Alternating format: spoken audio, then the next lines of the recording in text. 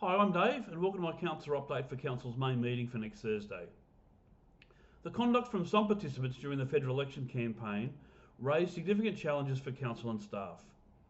Concerns were raised on multiple occasions with me by residents and voters regarding the illegal erection of political material on public property, contrary to Council's election campaigning rules, the excessive amount of political material used and displayed during the campaign, raising concerns about unfairness, sustainability and waste, deliberate attempts to acquire most, if not all of the space available outside polling booths, preventing other political participants from displaying their material, the creation of gauntlets at many polling booths, particularly on pre-poll booths, multiple reports of deliberate intimidation of voters, particularly from third-party participants, resulting in unpleasant experiences for voters, inconsistent campaigning rules between councils.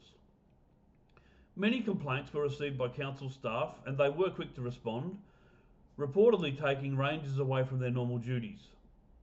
Councillors Greenwell, Little and I have proposed actions for councils to take to support the need for electoral campaigning reform. The tender processes for the Sport and Recreation Facility have been completed for both the Facility Management Operator, FMO, and the Food, Beverage and Events Operator, FB&E. Council is asked to consider delegating to the General Manager to finalise negotiations with a view to awarding the FMO contract to Sydney Sports Management Group. Now, while there was significant interest for the Food, Beverage and Events Operator, unfortunately only one invited tender submitted valid documentation.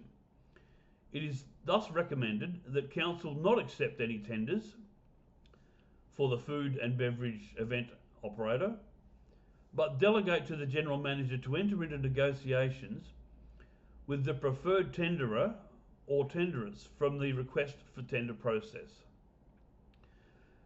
Being June, there are many reports for Council to consider adoption.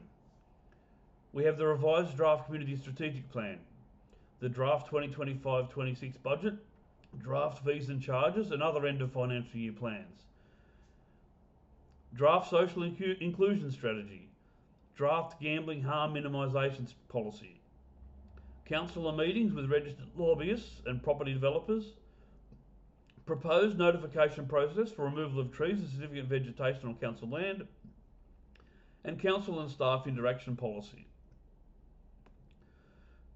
There are also several documents to consider placing on public exhibition.